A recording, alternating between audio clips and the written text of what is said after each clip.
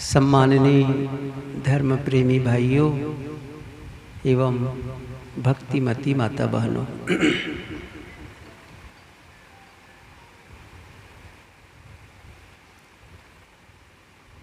जीवन बहुत सरल है और बहुत कठिन भी है।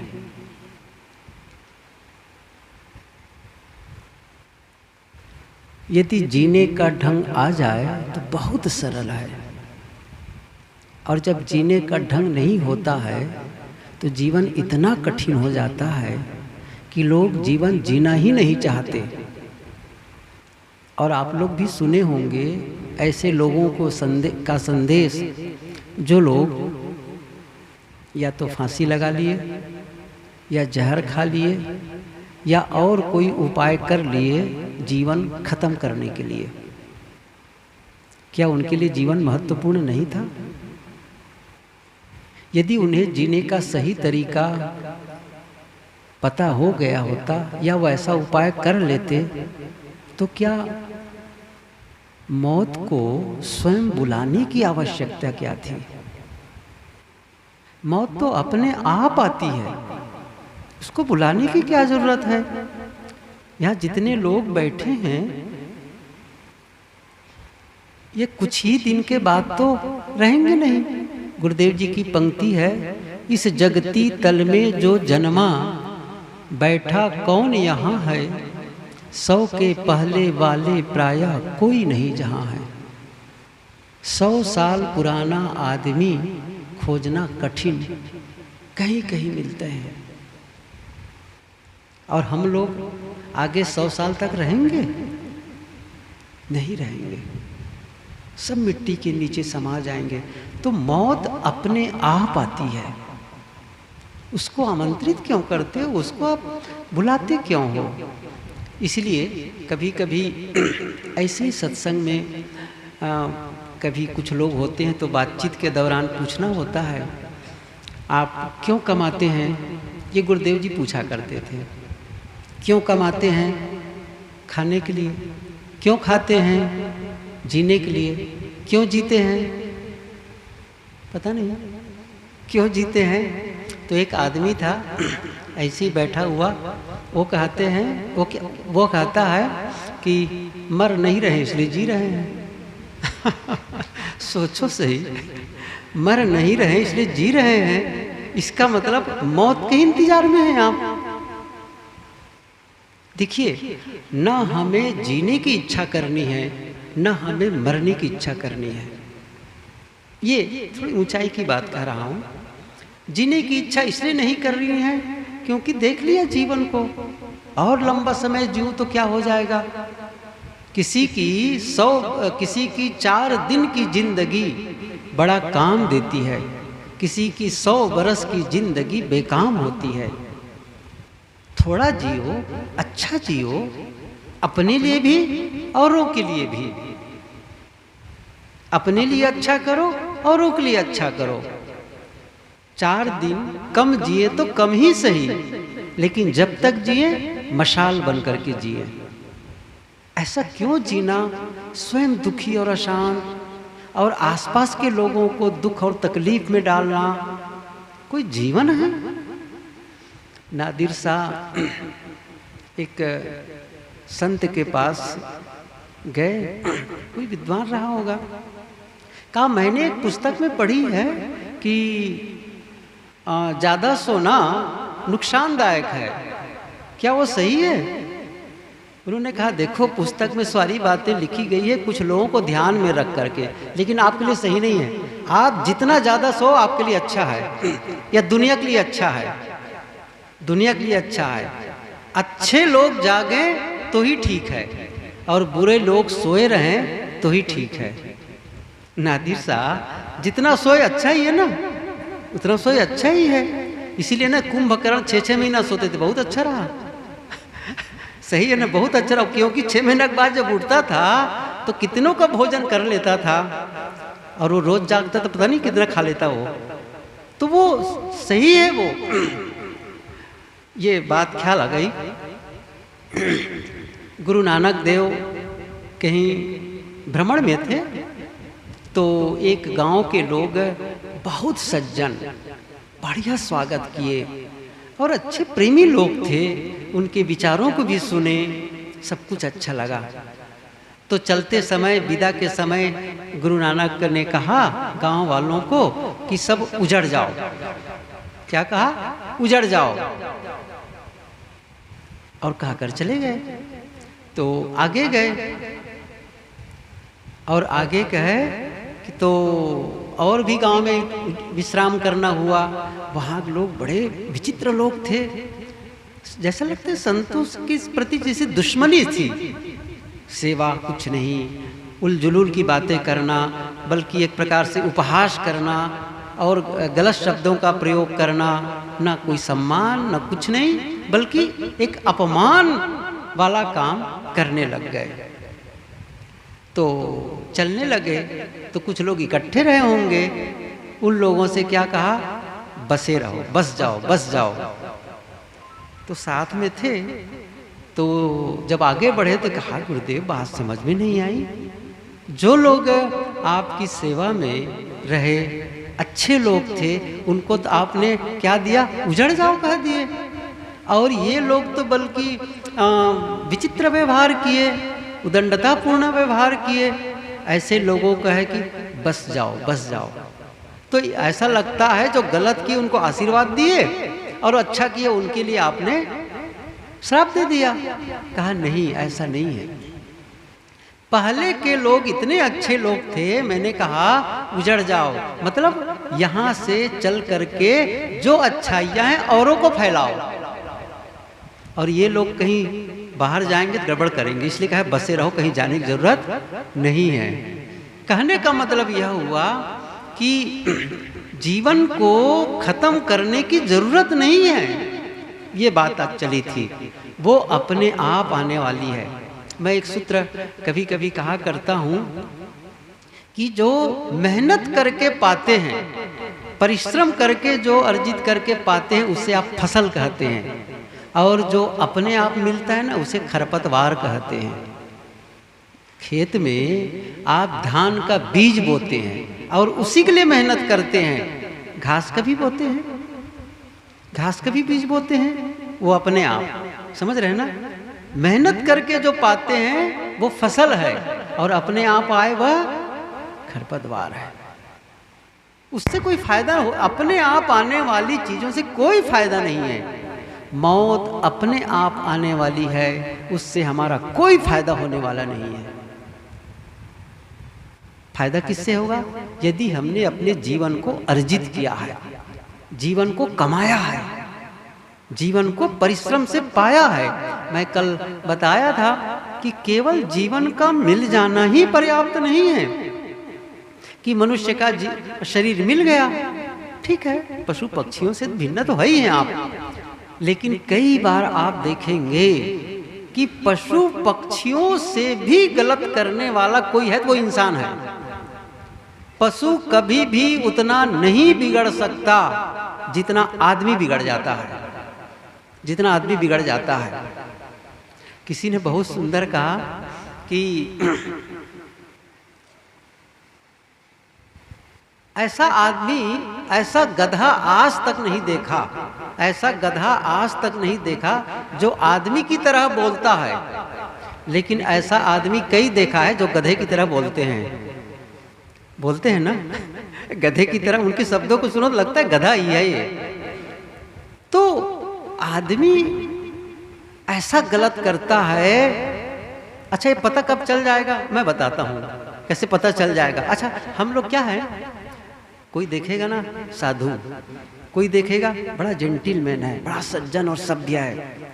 एक विद्वान, विदेशी विद्वान ने लिखा है, लोगों को देख करके प्रायः कहा जाता है हम जैसे लोगों की आप बड़े सज्जन हैं, बहुत अच्छे हैं, सभ्य हैं। लेकिन यदि लोगों को हमारे भीतरी स्तर का, अंतर का, आंतरिक विचारों का, भावनाओं का, मन का पता चल जाए कि आप सचमुच हम भीतर से कैसे हैं, तो हम में से कई ऐसे लोग हैं जिनको फांसी की सजा हो जानी चाहिए। मतलब बाहर से तो बहुत सभ्य लगते हैं, लेकिन भीतर से अपराधी बने रहते हैं। प्लेटो का नाम सुने होंगे। उन्होंने एक छोटी सी कहानी क्या बात लिखी है। कहा, मैंने कई नैतिक लोगों से, सदाचार लोगों से, जो मॉरलिस्ट होते हैं ना, जो बहुत ही नैतिक होते हैं, उन लोगों के पास जाकर मैंने पूछा कि आप बड़े सदाचारी और नैतिक हैं, एक बात कहना चाहता हूँ, आपको कोई ऐसा ताबीज मिल जाए। देखिए जो उदाहरण दे रहा हूँ ना प्लेटो की, थोड़ा परखेंगे अपने अपने को। एक ताबीज ऐसा दे दिया जाए, और उस ताबीज की विशेषता क्या है, जिसके रखने से आप अदृश्य हो जाएं। मतलब लोग आपको देख नहीं पाएंगे, आप देखेंगे लोगों को। फिर से कह रहा हूं, आपको एक ऐसी ताबीज या ऐसी दवाई दे दी जाए जिससे आप लोगों को दिखाई नहीं देंगे, आप लोगों को देख सकेंगे। क्या तब भी आपकी नैतिकता कायम रहेगी? ये बात समझ में रहे ना? तब भी आपकी नैतिकता कायम रहेगी, तब भी आपका सदाचार कायम रहेगा। लोगों ने कहा बहुत मुश्किल है, बहुत मुश्किल है, क्योंकि हम तो अच्छा इसलिए हैं कि लोग कहीं हमको गलत करते देखे ना। एक विचारक वक्ता जिग जिगलर, उनकी मैंने पुस्तक पढ़ी, 3 पुस्तकें। तो उसमें एक जगह उन्होंने लिखी है, शिखर पर मिलेंगे। विदेशी लेखक, अभी भी शायद हैं वो, उनका जीवन, बुजुर्ग हो गए होंगे अब तो वो पुस्तक में उन्होंने एक बात लिखी है। ऐसे ही मैं स्पीच देने के लिए गया, वो मोटिवेशनल स्पीकर भी, हाल में लोग भरे हुए थे खचाखच, और मैंने पूछा कि आप लोगों में से कितने लोग हैं जो जेल गए हैं। जैसे मैं पूछूं, उन्होंने कहा आप लोगों में से कितने लोग जो जेल गए हैं, तो किसी ने हाथ नहीं उठाया। तो फिर से क्या पूछा कि अच्छा जेल क्यों नहीं गए, क्या पूछा, जेल क्यों नहीं गए। तो एक आदमी बड़ा बैठा था, बड़ा मुखर था, वो खड़ा होकर क्या कहता है, क्योंकि पकड़े नहीं गए। समझ रहे हैं ना, क्योंकि पकड़े नहीं गए। ज्यादातर लोग बचते क्यों हैं, क्योंकि पकड़े नहीं गए। देखिए, आदमी को गलती करने की सजा नहीं मिलती है, अपराध करने की सजा नहीं मिलती है, सजा मिलती है पकड़े जाने की। आप यदि पकड़े न जाएं तो क्या आपको सजा मिलेगी? आप समझिए इस चीज को। एक है राजनीति का क्षेत्र, शासन का क्षेत्र, और एक है धर्म नीति का क्षेत्र, अध्यात्म का क्षेत्र। जब कोई पकड़ा जाए तब हम कहते हैं ये जैसे कोई चोरी करता है, और चोरी करते हुए कई बार चोरी किया, पकड़ा ही नहीं गया, क्या हम उसको चोर कह सकते हैं? नहीं कह सकते हैं। कब कहा जाएगा? चोरी करते हुए पकड़ा गया, उनका अपराध प्रमाणित हो गया, तब कहेंगे ये चोर है। ये अंतर है। क्या कह रहे हैं? जब वो गलत किया, चोरी किया, हिंसा किया, व्यभिचार किया, पकड़ा गया, तब कहते हैं ये गलत है। अध्यात्म क्या कहता है? अध्यात्म क्या कहता है? बिल्कुल अलग है, थोड़ा सा इसमें देखिए जा। पकड़े जाने पर नहीं, आप पकड़े गए तब पता चला, लेकिन अध्यात्म कहता है आदमी क्या करता है? चोरी करने के पहले चोर बन जाता है। राजनीति या शासन के क्षेत्र में क्या है? जब कोई चोरी करे और पकड़ा जाए तब वो चोर है। अध्यात्म क्या करता है? पहले आदमी चोर बनता है तब चोरी करता है, पहले आदमी हत्यारा बनता है तब हत्या करता है, पहले आदमी व्यभिचारी होता है तब व्यभिचार करता है। इसका मतलब यदि उसके मन में चोरी के विचार न चलते हों, चोरी के बारे में चिंतन न करता हो, क्या वो आदमी चोरी कर पाएगा?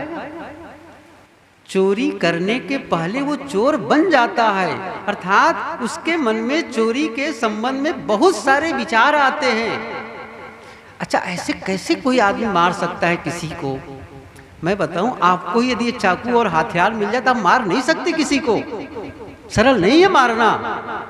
मारने के पहले वो अपने भीतर में कितनी देर तक उस चीज को अभ्यास किया होता है, कितनी देर तक उसके मन में वो जिया होता है उसको, और तब जाकर के वो प्रकट होता है, तब जाकर के बाहर ऐसे कैसे हो जाएगा। कोई भी काम आपके द्वारा होता है, कोई भी, चाहे आपका बोलना हो, चाहे आपके काम करना हो, उसके पहले आप भीतर उस चीज के बारे में सोचते हैं, विचारते हैं।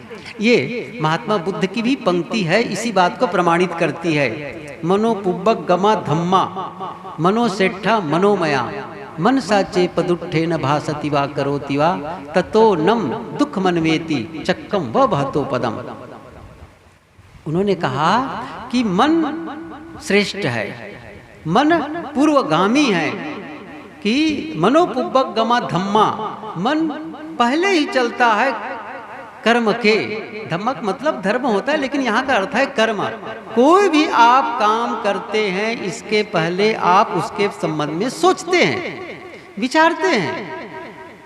और इसको मैं सूत्र रूप में कहूं, विचार कार्य का पूर्वज होता है, विचार कार्य का पूर्वज होता है। यदि विचार गलत हैं, पदुट्ठेन भासति वा करोति वा मनसा चे पदुट्ठेन, यदि मन में दुष्ट भाव रख करके बोलते हो, दुष्ट भाव रख करके कार्य करते हो, तो आपके पीछे पीछे दुख उसी प्रकार लगा रहेगा जैसे बैलगाड़ी का पहिया बैल के पीछे लगा रहता है, बैल के पीछे पहिया लगा रहता है। कभी कभी अब तो बैलगाड़ी का सिस्टम कम हो गया है कि जब कभी देखे, कभी कभी बड़े बैल होते थे तो उसके पहिए से उसके पैर में चोट लग जाती थी, खून आने लगता था। मैं तो देखा वही पहिया खींच रहा है वही, लेकिन चोट किसको लग रही है? तो आप जब गलत भाव से काम करते तो दुख भी आपके पीछे पीछे पहिए की तरह लगा होता है।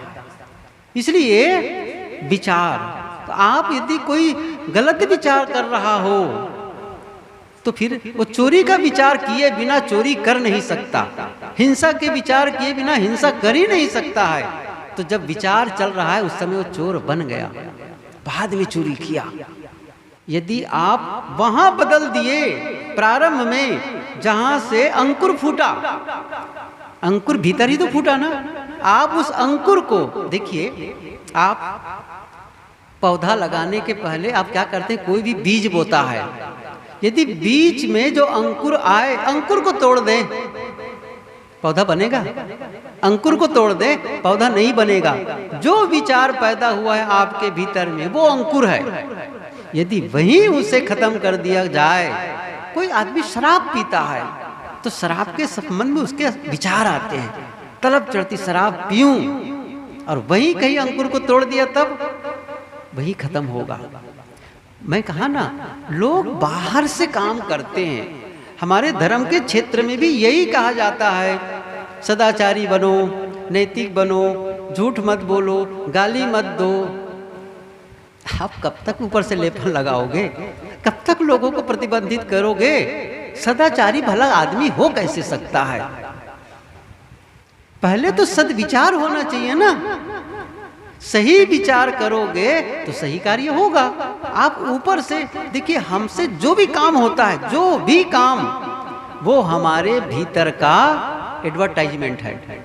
आप देखेंगे दुकानों में जाते हैं ना, तो बाहर बहुत सारे कपड़े वाले हैं, बाहर से टांग दिए रहते हैं अच्छे अच्छे कपड़ों को। आजकल तो स्टैचू भी बनता है ना, पहना करके खड़े किए रहते हैं। और भी कुछ ऐसे सामान, कुर्सी टेबल वाले हों या फर्नीचर कुछ भी हो, तो अच्छे अच्छे सामान को बाहर रख देते हैं। क्या रखे? एडवर्टाइजमेंट, प्रचार है ना। वो भीतर में ये सामान मिल रहा है, आप आए, क्योंकि भीतर से ही बाहर निकाल के रखा गया है, अलग से नहीं है। इसी प्रकार से इसी प्रकार जो अंदर के विचार हमारे चल रहे हैं वो हमारे शब्दों के माध्यम से निकल रहे हैं, हमारे व्यवहार के माध्यम से निकल रहे हैं। तो वो तो प्रकट है भाई, प्रकट है। जैसे वो क्या बताऊं, वो एक संदेश है। आप भीतर से कैसे हैं इसका संदेश आपका शब्द दे रहा है, आपका व्यवहार दे रहा है। तो क्या करना है? आप संदेश वाहक को सजा मत दो। कोई जबरदस्ती आंख को रोके, कोई जबरदस्ती कान को रोके, कोई जबरदस्ती जीभ को रोके, कोई किसी का मन तो है कि शराब पीने का, लेकिन डर के मारे रुका हुआ है, भय के मारे रुका हुआ है, सामाजिक दबाव है, परिवार का दबाव है। कब तक रुकेगा वो? कब तक रुकेगा? और कोई कटु बोलने की आदत है, लेकिन भयवश रुका हुआ है, गाली देता है, भयवश रुका है। भय से कहीं जीवन सुधरता है? भय से जीवन नहीं सुधरता है, समझ से सुधरता है। अच्छी समझ होगी तो भीतर काम करना शुरू करेंगे। नहीं, मुझे ये नहीं करना है, मुझे ये नहीं करना है। खुद ही समझ में बात आने लगेगी, और जब खुद ही समझ में बात आने लगेगी वो असली चीज होगा। इसीलिए कहा जाता है शासन नहीं, आत्मानुशासन। शासन से कब तक बदलोगे?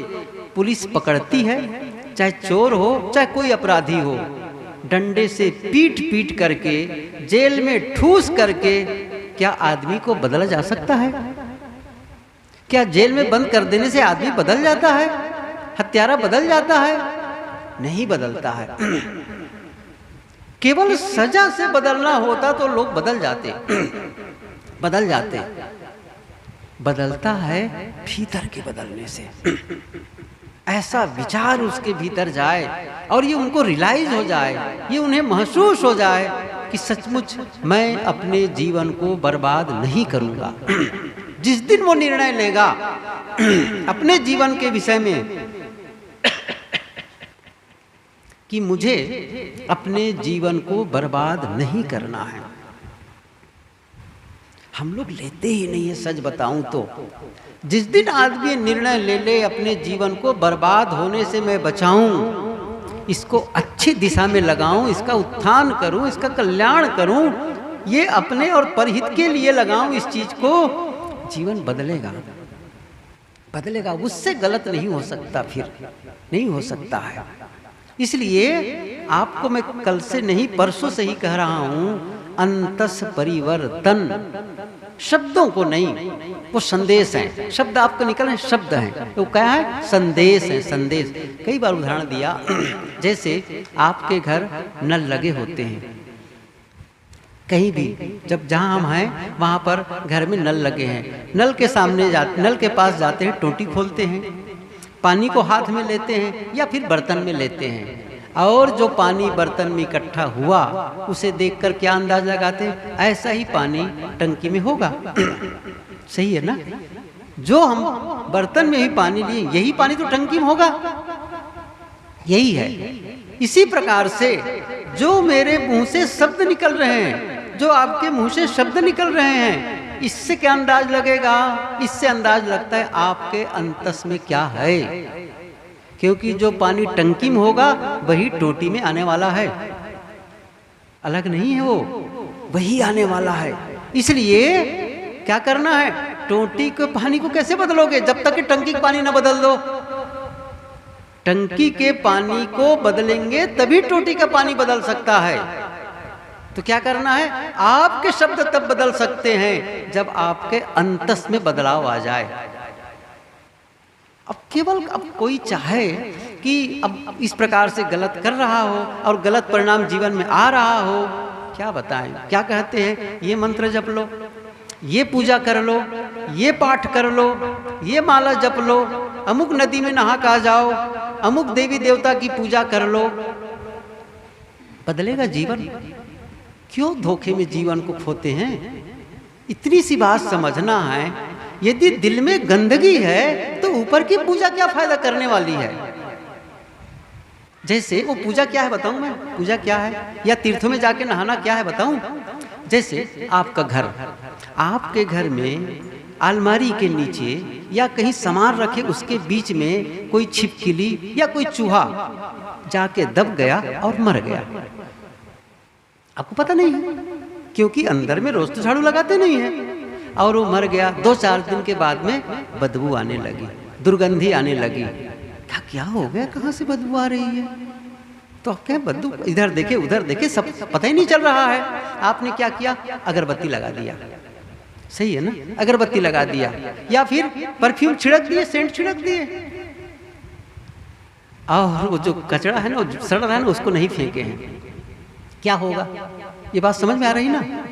कुछ देर के लिए राहत पाएंगे आप, कुछ देर के लिए। कब तक? जब तक वो अगरबत्ती है, जब तक वो सेंट का प्रभाव है, और फिर थोड़ी देर के बाद में फिर से गंदगी, फिर से बदबू आएगी। सही तरीका क्या है? वो जो सड़ रहा है ना, उसको निकाल के फेंको, उसको फेंक दो, ये समाधान है। हाँ, उसके बाद अगरबत्ती का भी महत्व है, उसके बाद उस सेंट का भी महत्व है। इसी प्रकार से हम पूजा करते हैं, पाठ करते हैं, मंत्र जपते हैं, माला फेरते हैं, बहुत सारे व्रत और उपवास रखते हैं। ये सब ऊपर का लेपन है, लेपन। असली चीज क्या है? भीतर की सफाई, भीतर की सफाई। ये आपको करना होगा। कोई भी संत कितना ही पहुंचा हुआ क्यों न हो, आपके भीतर के गंदे विचारों को पकड़ के निकाल नहीं सकता। हम लोग क्या चाहते हैं बताऊं? किसी के पास जाएं, कोई हमारे पास आए और स्क्रू ड्राइवर लेकर के, पेचकस लेकर के हमारे दिमाग को थोड़ा खोले और वहां से गंदगी को साफ कर दे। चाहते हैं? कौन करेगा ये काम? मैं कहता हूं, चाहे जितना बड़ा चिकित्सक हो वो भी नहीं कर सकता है, और चाहे जितने बड़े संत हो वो भी नहीं कर सकता है। आपने भीतर गंदगी भरी है, उसे आपको भरना, आपको ठीक करना है, आपको साफ करना है।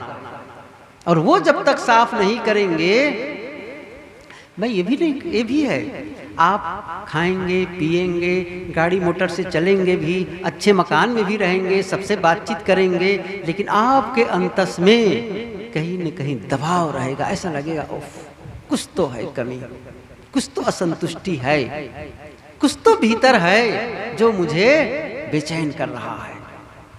और वो क्या है?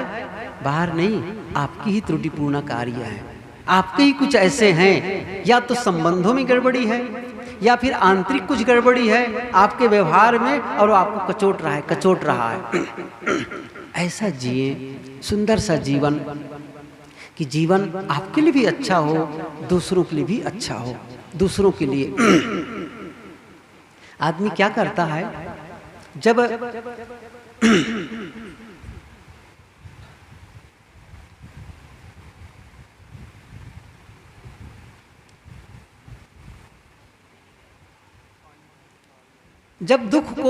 दुख आता है, देखिए मैं फिर से बता रहा हूं, दुख कहीं बाहर से नहीं आता। जैसे बारिश होती है, धूप निकलती है, वो सब बाहर से। ऐसा ही नहीं है कि आपको दुख बाहर से मिले, सुख बाहर से मिले। सुख और दुख बाहर से मिलने वाले नहीं हैं। कोई हो सकता है कि आपके साथ गलत कर रहा हो, ये हो सकता है, वो निमित्त हो सकता है, वो निमित्त हो सकता है कि उसने आपके साथ आपको कटु बोला, आपका नुकसान किया, आपको कुछ और किया, ये हो सकता है, वो आपको कष्ट दे सकता है। लेकिन दुखी होना न होना ये आप पर निर्भर करता है। ये थोड़ी मेहनत तो है, ये साधना थोड़ा सा कठिन तो है, लेकिन ये सच है। मैं ऐसे भी उदाहरण दे सकता हूँ, जितने लोग यहाँ बैठे कम से कम उतना तकलीफ कभी उठा ही नहीं है जितना उसने उठाया है। और आपको मैं नाम भी बता दूं, आप उसके बारे में सर्च कर लीजिएगा, आप मोबाइल में सर्च कर लीजिएगा, विक्टर ई फ्रैंकल। विक्टर ई फ्रैंकल ये नाजी शिविर में बंदी किया गया था। जब दूसरा विश्व युद्ध हुआ उस समय वहां बंदी बनाया गया, तो इतना सताया जाता था, इतना उनको। उसने पुस्तक लिखी, वो पुस्तक मैंने पढ़ी है। पुस्तक का नाम हिंदी में बताता हूं, जीवन के अर्थ को तलाशता मनुष्य। जीवन के अर्थ को तलाशता मनुष्य, ये पुस्तक का नाम है।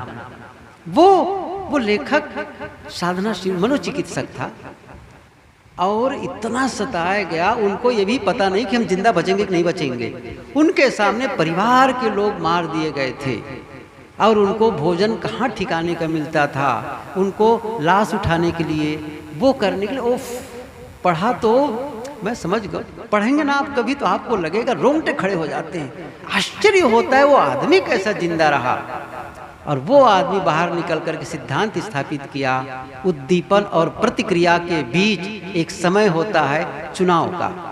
कोई कितना भी उद्दीपन करे, कोई कितना भी प्रताड़ित करे, लेकिन आप अपने धैर्य को बचाए रख सकते हैं। आप उनके बारे में क्या जवाब देंगे ये आप पर निर्भर करता है, कैसा रिस्पांस देंगे ये आप पर निर्भर करता है। बहरहाल उतनी ऊंचाई में न भी उठ पाए। मैं ये कहना चाहता हूँ कि आप ये इतनी बात समझें, मेरे जीवन में दुख आ रहा है वो मेरे ही कर्मों के परिणाम है, मेरे ही कर्मों के परिणाम है। ये क्या मैं बना के बात कह रहा हूँ? आपको लगता है ये अपने से बना बना के बोल रहा है? देखिए, मैं उदाहरण केवल नहीं दे रहा हूँ बस, लेकिन मैं बना के नहीं कह रहा हूँ। मेरे बनाने से क्या हुआ? प्रकृति का शाश्वत नियम है ये, और उसी प्रकृति के नियम को संतों ने कहा है अपने अपने ढंग से। ये तो कबीर ने तो कहा ही है, गोस्वामी तुलसीदास जी ने भी इन्हीं बातों को प्रतिपादित किया है। काहू न कोई सुख दुख कर दाता, निज कृत कर्म भोग सुन भ्राता। ये गोस्वामी जी की पंक्ति है, लक्ष्मण से कहलवाया गया है कि कोई किसी को सुख दुख देने वाला नहीं है, अपने ही निज कर्मों का फल हमें मिलता है। और गुरुदेव कबीर ने तो कहा ही है, कबीर कमाई आपनी निष्फल कभी न जाए, बोया पेड़ बबूल का आम कहाँ से। अच्छा, याद है कि नहीं? ये दोहा याद है? नहीं तो याद कर लो, कम से कम काम आए। कितनी अच्छी बात साहब कहते हैं, कबीर कमाई आपनी निष्फल कभी न जाए, बोया पेड़ बबूल का। यदि आप बबूल का पौधा रोपेंगे, बबूल का बीज बोएंगे, तो आम पाएंगे? क्यों नहीं पाएंगे? अच्छा, कबीर ने कहा इसलिए ऐसा हो गया है। मैं उलट के कहता हूँ, अच्छा कबीर ने कहा इसलिए ऐसा हो गया। कबीर जब तक नहीं कहते तब तो बबूल बोने से भी आम हो जाता था, ऐसा मानते हैं क्या? ऐसा तो नहीं है ना भाई, सदा से था ये, सदा से था। बस हम लोग समझ नहीं रहे थे, कबीर ने समझ कर कह दिया हमारी भाषा में कि जिसको हम समझ सके। आप गलत करेंगे गलत परिणाम आएगा, अच्छा करेंगे अच्छा परिणाम आएगा। किसी के विषय में गलत सोचेंगे, अपने ही लोग हैं। आपको मैं बताता हूँ, आप परिवार में हैं और परिवार का जो नजदीकी संबंध है, पति और पत्नी, पिता और पुत्र, भाई और भाई, यदि आप अपनी पत्नी के विषय में, अपने पति के विषय में गलत सोचते रहेंगे, गलत विचार करते रहेंगे, तो आप उन्हें वस्तु दे करके, कुछ सामान दे करके, क्या आप उन्हें अच्छा महसूस करा सकते हैं? नहीं करा सकते हैं, नहीं करा सकते हैं। इसलिए क्या करना है? आप पहले उनके विषय में अच्छा सोचना शुरू कर दीजिए। पहला काम क्या होगा? उनके बारे में अच्छे विचार आना चाहिए आपके मन में, और अच्छे विचार आने लगेंगे, उनके विषय में अच्छे शब्द भी निकलने लगेंगे। तो कहीं भी रहें आप, क्या करना है? आप इन बातों को ध्यान रखें। जब मैं उनके प्रति गलत करूंगा, उनके प्रति अपमान का काम करेंगे, तो वहां से अपमान ही मिलेगा, अपमान ही मिलेगा। जो आप बोते हैं वो आप काटते हैं। जो आपको क्या चाहिए, जो चाहिए उसे बो दो। ये तो साहब कह रहे हैं ना, आम चाहिए आम बो दो, कांटा चाहिए कांटा बो दो। जो चाहिए, अच्छा आपको क्या चाहिए? आप कहेंगे मुझे तो सुख चाहिए, मुझे तो शांति चाहिए, मुझे तो प्रेम चाहिए, मुझे तो सहयोग चाहिए, मुझे तो क्षमा चाहिए। आप ऐसा कर सकते हैं, उसका बीज बो सकते हैं। कैसे बोएंगे? मैं थोड़ा बता दूं, इस चीज को समझे, थोड़ा सा ध्यान दें। क्या कहा मैं? आप जो चाहते हैं उसका बीज बोना शुरू कर दें। और ये मैंने बताया क्या चाहते हैं। मैंने कहा ना, हम चाहते हैं कि मुझे लोग प्रेम करें, मेरा सम्मान करें, मेरा सहयोग करें, मेरी गलतियों पर क्षमा करें। यही तो चाहते हैं, यही चाहते हैं। अब आपको क्या करना है? ये जब चाहते हैं तो पहले आपको बीज बोना पड़ेगा। खेत में जो फसल आप चाहते हैं, क्या करते हैं उसके लिए? खेत में जो भी फसल खेत से चाहते हैं, क्या करते हैं? उसी का बीज बोते हैं। यदि आप धान की फसल चाहें और गेहूं का बीज बो दें, थोड़ा सा सोचे, दिमाग की खिड़की खोल करके सुने थोड़ा सा, क्या करना है? यदि आप धान की फसल चाहते हैं और आपने गेहूं का बीज बो दिया है, अब गेहूं के बीज बोने के बाद में पता चला ये तो गड़बड़ हो गया, अब क्या करें? अब आपने क्या किया? अब तो जो हो गया, मुझे तो धान ही चाहिए, तो क्या करूं? अच्छा, मैं इसमें गंगा जल छिड़कूंगा ना, गंगा जल से सींचूंगा उस बीज को, तो धान वापस आ जाएगा। आ जाएगा? आप लोगों को लग रहा है कि नहीं लग रहा है? अच्छा, नहीं आएगा। अच्छा, वहां पर बैठ करके मैं अष्टयाम जप शुरू कर दूं, मंत्रोच्चार शुरू कर दूं, अच्छा तो गेहूं के बीज से धान आ जाएगा कि नहीं आएगा? नहीं आएगा। ये समझ में आ रहा है ना? तो क्या करना पड़ेगा? जो बीज, जो फसल चाहते हैं उसका बीज बो दो। यही मैं कहना चाहता हूं। एक सूत्र बताता हूं, याद करने लायक सूत्र है। दूसरों के जीवन में जो आप बोते हैं, कहाँ बोए बीज, ये बता रहा हूं। दूसरों के जीवन में जो आप बोते हैं उसे आप अपने जीवन में काटते हैं। दूसरों के जीवन में क्या बोते हैं? यदि आप क्रोध बोएंगे तो अपने जीवन में क्रोध की फसल काटेंगे, द्वेष बोएंगे तो द्वेष की फसल काटेंगे, नफरत बोएंगे तो नफरत की फसल काटेंगे, यदि प्रेम बोएंगे तब प्रेम। देना पड़ता है, ऐसे नहीं मिल जाता है। प्रेम दो, प्रेम पाओ, सम्मान दो, सम्मान पाओ, क्षमा करो, क्षमा पाओ। मैं इस विषय को शाम को ज्यादा कहूंगा, अभी समय छोड़ देता हूं। मैं ये कहना चाहता हूं, जब आपके जीवन में कोई दुखपूर्ण स्थिति आती है तो क्या करना है? एक काम करो, आज से काम करें आप लोग। जब भी कोई दुख आए जीवन में, किसी प्रकार से भी असफलता मिले, दुख आए, कुछ भी हो, एक काम शुरू करो। प्रारंभ कैसे करना है? शुरू, आप दूसरों को दोष देना बंद कर दो। ये पहला काम। यदि आप जीवन में कुछ अप होना चाहते हैं ना, जीवन का थोड़ा सा भी उत्थान चाहते हैं ना, तो एक काम करो, दूसरों को जो ब्लेम लगा रहे हैं दूसरों पर ना, दूसरों को जो दोषारोपण कर रहे हो ना, दूसरों को जो बुरा कह रहे हो ना, उसको कम से कम रोक दो, फुल स्टॉप कर दो। ये पहला काम। जब तक आप दूसरों को दोषी मानते रहोगे, आप अपने जीवन का उत्थान कर ही नहीं सकते। ये कान खोल के सुन लो, कर ही नहीं सकते। जब आपने ये माना कि मैं दुखी हूं, इसका कारण घर वाले हैं, पड़ोसी हैं, कोई और है, पति है, पत्नी है, भाई है, कोई और माने, बस वहीं से दुख आपके भीतर में घर कर जाएगा, वो हटेगा नहीं। यदि आप चाहते हैं मेरे जीवन के दुख घटे, खत्म हो, तो पहला काम क्या करना है? दोष देना बंद कर दो। क्या मैं कह रहा हूं? कबीर ने नहीं कहा है? सबको याद है। अब भी मैं कहूंगा तो हाँ, मुझे भी पता था। ये तो बुरा जो ढूंढन बुरा न मिलिया, याद है कि नहीं है? याद है? क्या कहा कबीर साहब जी ने? बुरा जो ढूंढन मैं चला, बुरा न मिलिया खोए, और जो दिल ढूंढा, पूरा बोलो, जो दिल ढूंढा मुझसा बुरा न। मैं बताऊं, ये केवल कहने का है, केवल कहने का। करने क्या है बता देता हूं मैं। करते क्या है ये तो कहते हैं, ये याद भी है, बताते भी हैं, लेकिन एक्चुअल जीवन में करते क्या हैं? दूसरों के दोषों को देखना होता है ना, तो हमारी आंखें हजार हो जाती हैं, और अपने दोषों को देखना होता है तो हमारी दो आंखें वो भी फूट जाती हैं। क्या मैं सच कह रहा हूं? सही है। दूसरे के कपड़े में लगे दाग को तो बहुत जल्दी देख लेते हैं, लेकिन अपने कपड़े में लगे दाग को देखना हो तो सिर झुकाना पड़ता है। क्या हम अपने अंतस के दाग को देख पा रहे हैं? नहीं देख पा रहे हैं।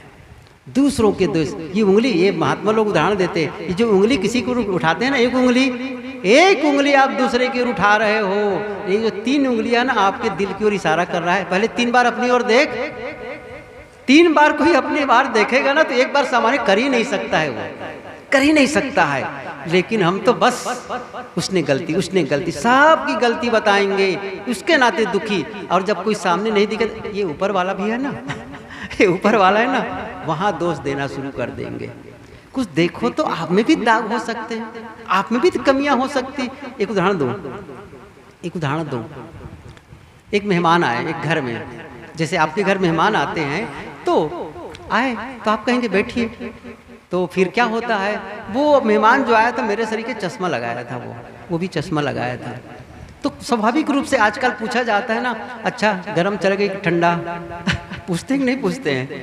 पूछते हैं ना, जिनके यहाँ सुविधा हो तो। और ज़्यादातर क्या होता है, चाय स्वागत में दी जाती है, और वो घर वाले ने भी पूछा कि ठीक है बैठिए चाय पी लीजिए।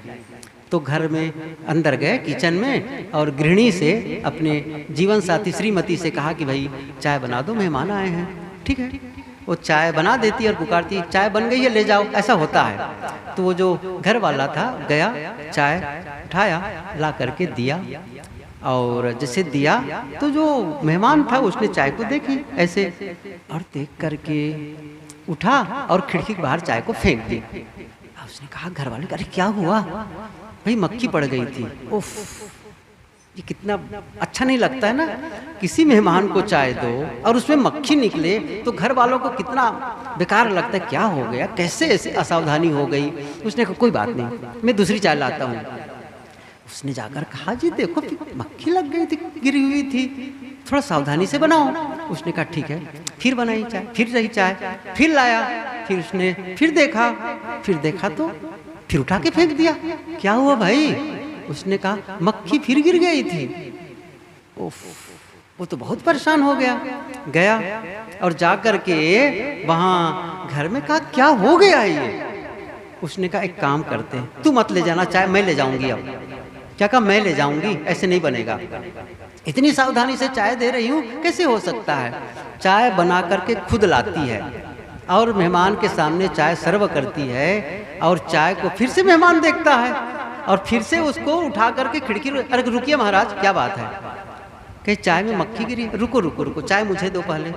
चाय देखी और कहा चाय में तो कुछ नहीं है, तो फिर उसकी ओर नजर उठाती है, कहे तुम्हारे चश्मा के अंदर में मक्खी मरकर चिपकी हुई है। समझ रहे हैं ना, कहाँ है गलती? चाय में। कभी मुझे निकाल के साफ भी तो करना चाहिए। समझ रहे कि नहीं समझ रहे हैं? आप दूसरों को ही दोष देते रहेंगे, कभी अपने अंदर भी झांकेंगे नहीं झांकेंगे, कि दूसरे की ही गलती बताते रहेंगे, दूसरे की गलती। मैं एक बात बताऊं, दुनिया में जितने भी सफल लोग हुए हैं, जितने भी आज तक, उनका ऑटोबायोग्राफी पढ़ लेना। मैंने कईयों की पढ़ी है, कईयों की। आप देखिएगा वो जितने भी सफल लोग हैं, एक बार भी अपनी असफलता, क्योंकि जो सफल हुआ है इंसान वो कभी असफल भी हुआ है। क्या आपको लगता है ऐसा? केवल सफलता की सीढ़ी पर चढ़ गए वो? सफल होने के पहले कई बार उसने असफल हुआ है, उनकी कहानी पढ़ के पता चलेगा। लेकिन जब जब असफल हुआ है, जब जब उनके जीवन में प्रतिकूलताएं आई हैं, लोगों ने उनको पीछे की ओर ढकेला है, लोगों ने विरोध किया है, वो दोष देने दिए नहीं किसी को, वो दोष देते बैठे नहीं रहे। यदि वो दोष देते बैठे रहते तो सफलता तक नहीं पहुंच सकते थे। उसने दोष नहीं दिया, अपने पर काम किया, आगे बढ़े, काम किए। आप क्या चाहते हैं? आप भी दोष देना बंद कर दें और आगे का काम। और बताऊं थोड़ा सा, थोड़ी देर, 10 मिनट। क्या मैं 10 मिनट और बोलूं? राजी हैं? क्योंकि 10 मिनट में 12:15 बजे शुरू किया हूं, इसलिए।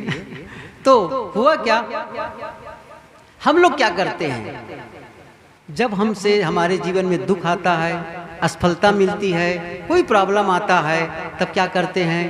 देवी देवता को मनाने लगते हैं, भगवान भगवती को मनाने लगते हैं, मंदिरों में जाने लगते हैं। ज़्यादातर वही होता है जब आपके अच्छे दिन चलते रहते हैं, जब खुशी और प्रसन्नता में जीवन बीतते रहते हैं, तो धर्म की याद नहीं आती है, संतों की याद नहीं आती, भगवान की भी याद नहीं आती है। जब जीवन में संकट की घड़ी आती है, तब देवी देवता और भगवान याद आते हैं, संत गुरु भी याद आते हैं।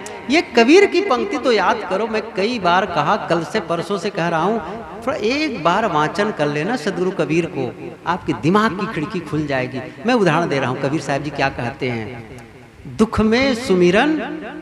अच्छा याद सबको है, केवल मुझे ऐसा नहीं है, सबके पास खजाना भरा है, लेकिन कोई उसका उपयोग ही नहीं करते हैं। सब छिपा के रखें, कब काम लेंगे उसको? मरने के बाद। अभी ले लो, फिर से याद करो पंक्ति, दुख में सुमिरन सब करे, सुख में करे ना।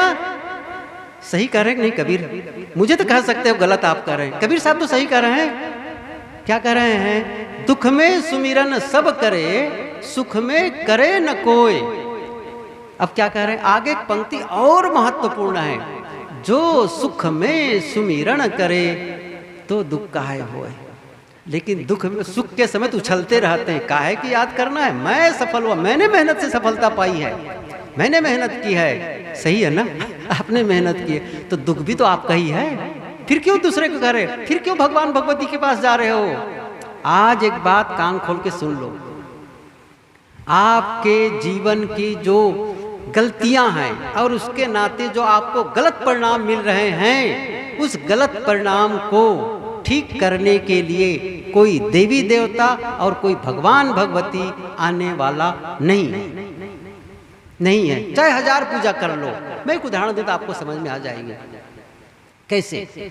आप सोचते हैं ना, मैंने तो बुरे हो गए मेरे जीवन में, उस बुरे कर्म को भगवान काट दे और उसके बदले में अच्छा फल दे दे। यही तो चाहते हैं ना। आखिर पूजा क्यों? मुझे बताइए। इसी के लिए पूजा कर रहे हैं। बहुत कम लोग होंगे जो पूजा करते होंगे मेरा मन पवित्र हो, मैं उसको सलाम करता हूँ। ऐसे भी लोग हो सकते हैं, ऐसे लोग बहुत कम होंगे। हे प्रभु, मुझे जितना चाहिए था उससे ज़्यादा आपके द्वारा मिला है, मैं आपके प्रति धन्यवाद देता हूँ, आपके प्रति आभार व्यक्त करता हूँ। बस आभार व्यक्त, प्रार्थना का मतलब, पूजा का मतलब आभार व्यक्त करना है।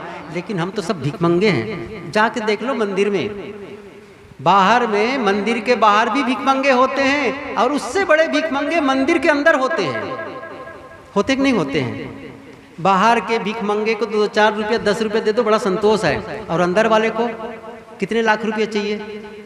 समझ रहे हैं ना? कितने लाख रुपये चाहिए? महाभिखमंगा भीतर वाले तो। और आपका काम बनेगा ऐसे धोखे? मैंने कहा ना, उम्र सब धोखे में बीत गयो, इतना धोखा। और ये धर्म वाले लोग इतना धोखा देने में, हम लोग भी धोखा देने में लगे, लोगों को गुमराह करते हैं। जीवन में दुख आया है, ये मंत्र जप लो, ये पूजा कर लो, ये पाठ कर लो, ये कर लो, ये माला फेर लो। ये धर्म वाले भी धोखा देने में लगे हुए हैं। और हम चाहते ही हैं, मैंने गलत किया लेकिन गलत परिणाम नहीं आना, अच्छा परिणाम आना चाहिए। चाहे जितनी पूजा कराने में लग जाए, चाहे जितना मंत्र जपने में लग जाए, वो मैं कर लूँगा, लेकिन गलतियों का फल मुझे गलत न मिले। क्या ऐसा संभव है? साहब की पंक्ति फिर याद करो, बोया पेड़ बबूल का आम कहाँ से खाए। मैं उदाहरण दे रहा हूँ। एक आदमी अपने घर में मंदिर बनाया था। देख लो, मंदिर बना के रखते हैं और बहुत सारे देवी देवताओं को सजा के रखते हैं, सभी प्रकार के, सब प्रकार के देवी देवता।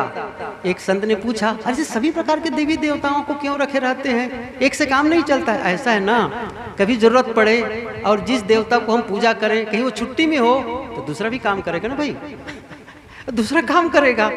ऐसे कैसे चलेगा? इसलिए सभी को रखते हैं ताकि जब वो छुट्टी में हो तो उनसे काम ले लो, वो छुट्टी में तो उनसे काम ले लो।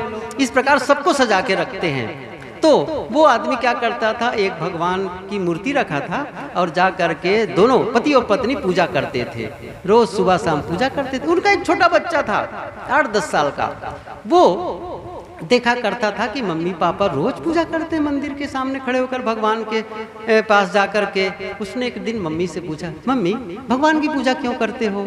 अच्छा, बच्चे पूछते ना ऐसा प्रश्न, भगवान की पूजा क्यों करते हो? तो मम्मी ने कहा, बेटा भगवान सर्वज्ञ है, सर्वशक्तिमान है और वह सब कुछ जानता है, सब कुछ कर सकता है। वो हमारे बिगड़े हुए काम को भी बना देता है। क्या कहा? हमारे बिगड़े हुए काम को बना देता है, ठीक कर देता है। ये बात उस बच्चे के मन में बस गई। अब अगले दिन से छोटा बच्चा भी भगवान के सामने जाकर के हाथ जोड़ करके कुछ कुछ बोलने लगा। 1 दिन 2 दिन उसके माता पिता देखे, बड़ी खुशी, वाह हमारा बेटा भी पुजारी हो गया, भगवान का भगत हो गया ये तो।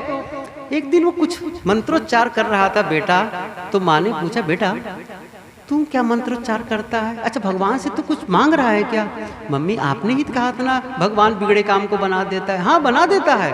तो मम्मी बात ऐसी है, पिछले सप्ताह मेरे स्कूल में टेस्ट हुआ है, परीक्षा हुई है, और परीक्षा में क्या पूछा गया था कि भारत की राजधानी कहाँ है, और मैंने धोखा से लिख दिया है रायपुर। अब भगवान से प्रार्थना कर रहा हूँ, हे भगवान दिल्ली रायपुर काट के दिल्ली बना दो, हे भगवान रायपुर काट के दिल्ली बना दो। मम्मी भगवान बना तो देगा ना? अच्छा आप क्या उत्तर देते हैं बताओ? आप क्या उत्तर देते हैं? कहते ना बना देगा कह करके। रायपुर काट करके भगवान बना देता, दिल्ली बना देता। वो पूजा करने से रायपुर को काट करके दिल्ली बनाया जा सकता है? नहीं। तो आप क्यों बैठे हुए मेरे बुरे कर्म कट जाए और उसके अच्छे मिल जाए कह करके?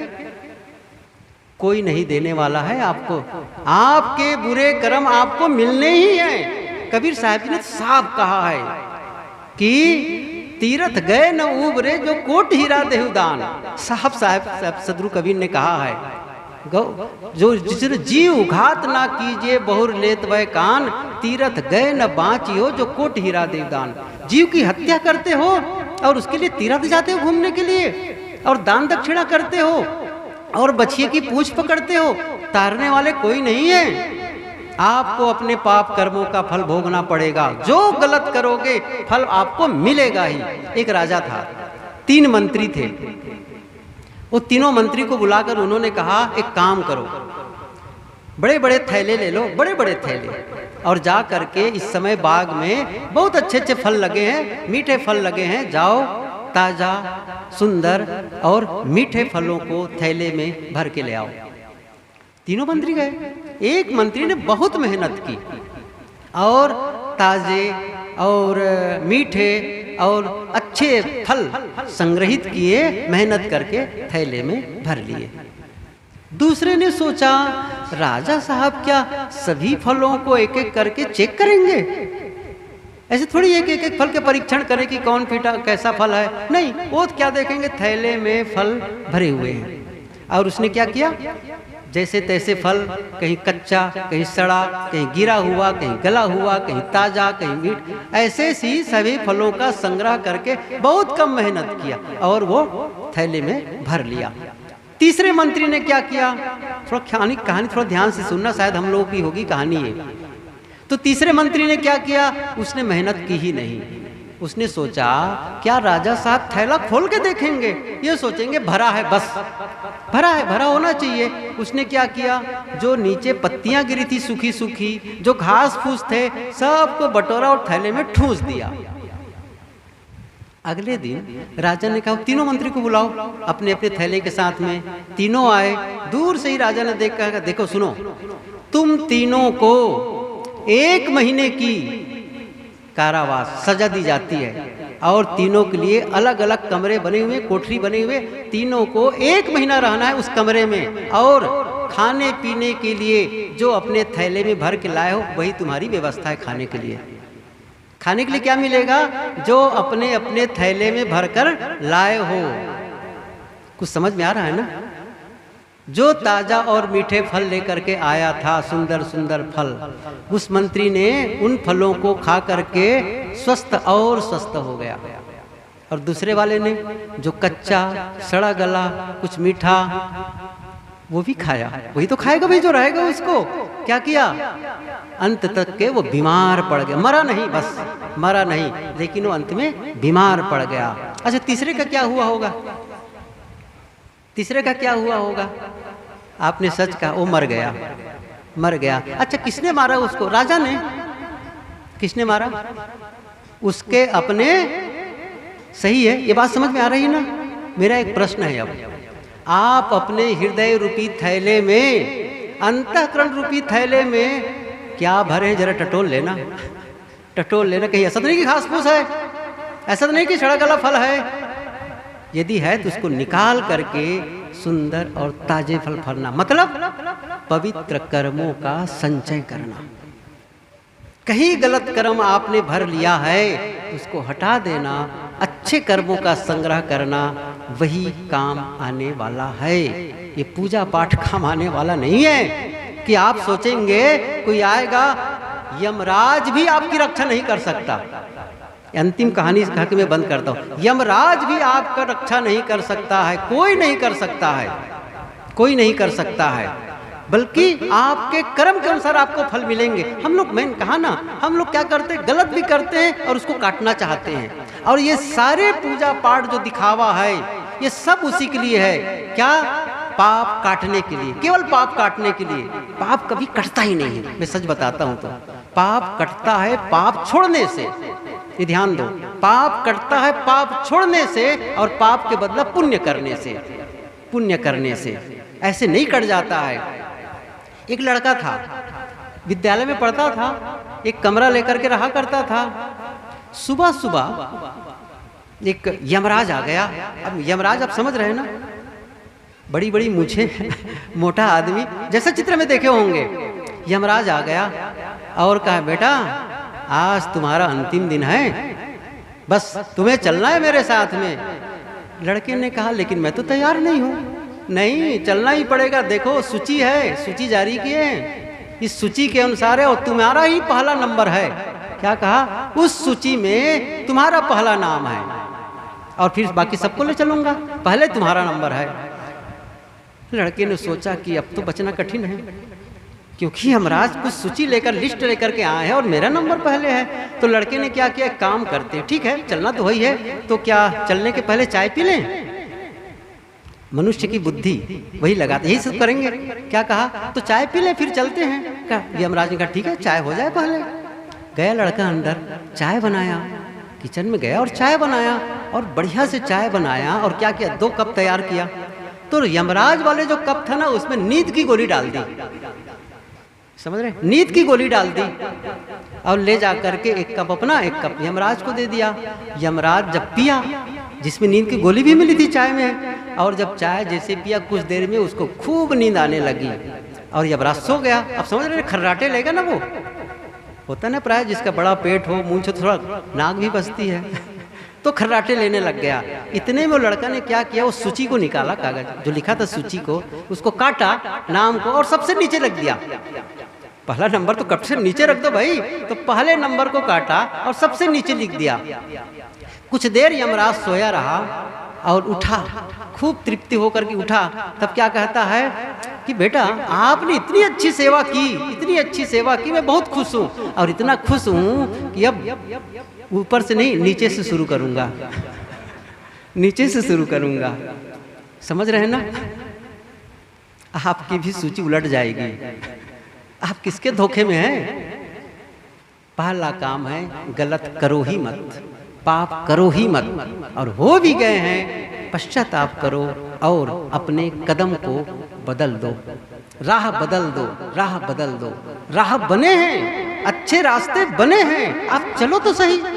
सदगुरु कवि ने ये पंक्ति कही है, राह विचारी क्या करे, जो पंथिन चले विचार, आपन मार्ग छोड़ के फिरे उजार उजार।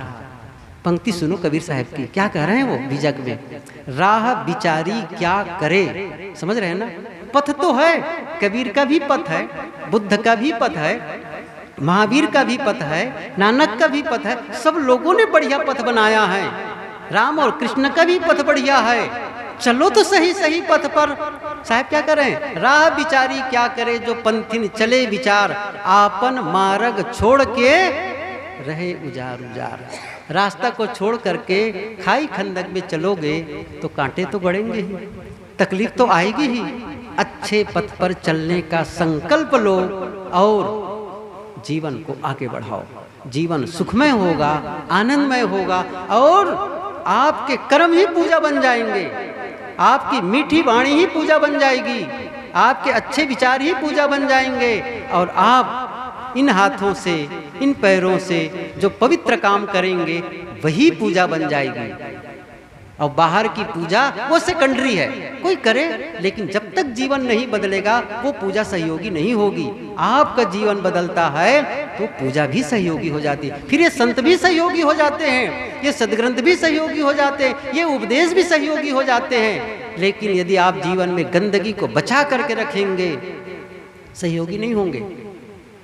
लेकिन आप काम शुरू करें। इसी के लिए आयोजन किया गया है सत्संग। सत्संग टाइम पास के लिए नहीं है कि समय पास करने आ गए, मनोरंजन का साधन नहीं है। अरे मनोरंजन तो आप घर में टीवी बैठ के देख सकते हैं, नाच नौटंकी में जाकर के मनोरंजन कर सकते हैं। ये है आत्मरंजन के लिए, भीतर परिवर्तन के लिए, आत्म शुद्धि के लिए है। और ऐसा करते हैं आप भी सुखी होते हैं, आपके आस पास रहने वाले आपके द्वारा सुखानुभूति करते हैं।